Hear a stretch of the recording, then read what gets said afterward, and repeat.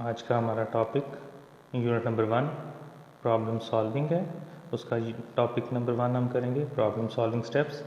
उसके main features हैं defining a problem, understanding a problem, planning a solution, defining candidate solution, selecting the best solution.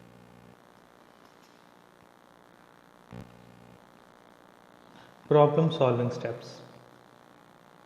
In order to solve a problem, it is important to follow a systematic approach. In the following, we discuss different steps that we can follow to solve a problem systematically.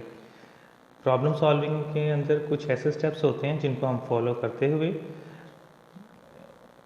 या उनकी पैरवी करते हुए एक बामकसद हल तक पहुंच जाते हैं किसी भी प्रॉब्लम या किसी मसले के अंदर।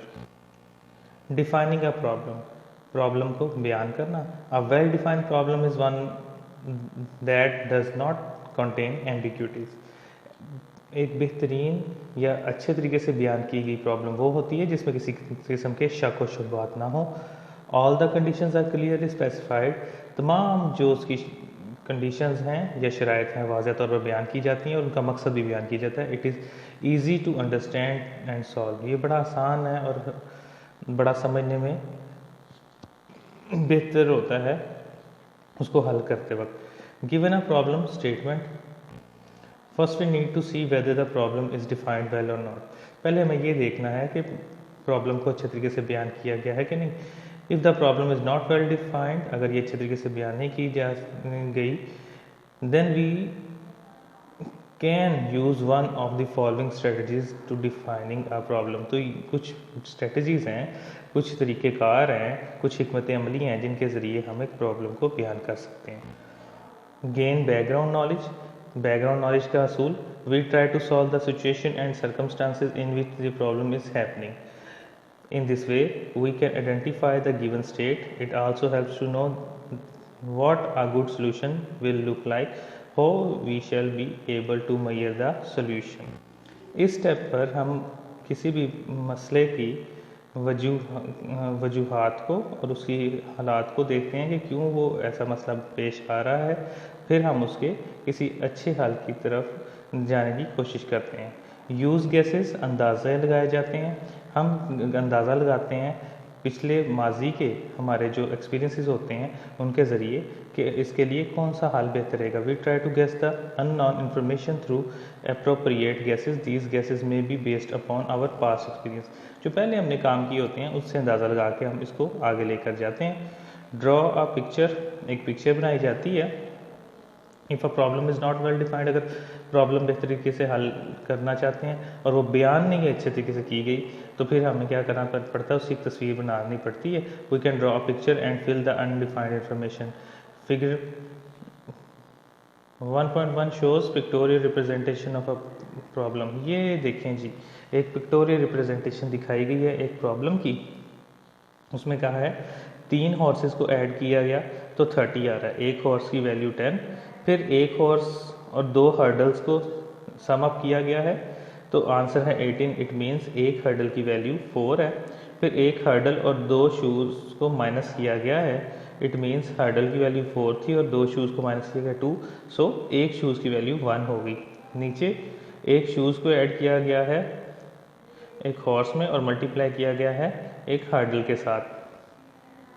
देखिए जी, इट मीन्स इसका आंसर क्या आता है जी। अगर हम लॉजिक के साथ चलें तो मैथ में डमास रूल होता है, डिवाइड मल्टीप्लाई एडिशन सब्ट्रैक्ट। पहले हम इसको मल्टीप्लाई करते हैं 10 इंटू 2 20, देन इसमें 1 ऐड करेंगे तो आंसर वुड बी 21। ठीक है। हमारा दूसरा स्टेप है understanding a problem. It is important to understand the problem before jumping into the solution of the problem. किसी भी मसले को हल करने से पहले उसको समझना जरूरी है। फॉर एग्जांपल, मिसाल के तौर पर अ रिडल और पजल, एक पहेली या एक मोमा, can be answered only after clear understanding. तब तक हल नहीं किया जा सकता जब तक वो बेहतर तरीके से समझाया ना जाए। A clear understanding of a problem makes it easier to solve. अगर वो बेहतर तरीके से आपको बयान की गई है कोई मसला तो आप उसको अच्छे तरीके से हल कर सकते हो। And helps to save money, time and resources. तो किसी भी मसले को हल करते वक्त अगर आप उसे समझ गए हैं तो आपके पैसे भी बचेंगे, आपका वक्त भी बचेगा और आपके रिसोर्सेज भी बचेंगे। Understanding of a problem usually includes identification of 5 W's। किसी भी मसले को जानने के लिए 5 दफ़ा W का इस्तेमाल किया जाता है, जिसमें what, who, when, where and why आता है। प्रॉब्लम एनालिसिस को एक फिगर में दिखाया गया है। देखो जी, प्रॉब्लम एनालिसिस का मतलब है किसी प्रॉब्लम की छानबीन करना, जांच पड़ताल करना। पहले प्रॉब्लम होती है, उसका एनालिसिस किया जाता है, उसको जांच पड़ताल की जाती है, देन उसका सोल्यूशन बनाया जाता है। Problem analysis helps to understand a given problem, इससे किसी मसले का हल निकाल जाता है। These are basic element that are very responsible, जो बड़े रिस्पॉन्सिबल होते हैं किसी सोल्यूशन को क्रिएट करने में। कहता है जी, these are the basic element which lead towards the solution of a given problem. For example consider the following problem statement.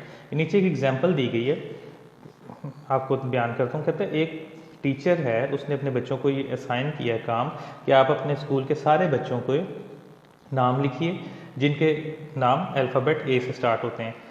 इसके लिए आपको क्या करना पड़ेगा, सारे स्कूल के बच्चों की अल्फ़ाबेटिकल ऑर्डर में डायरेक्टरी बनानी पड़ेगी नाम की, ठीक है जी। और वो टीचर आपको ये ऑर्डर देते हैं कि आपने ये सारा काम एक वीक के अंदर करना है। देखें अब इसके अंदर कैसे 5 Ws का इस्तेमाल है। We can analyse this problem by identify 5 Ws in problem statement as given below.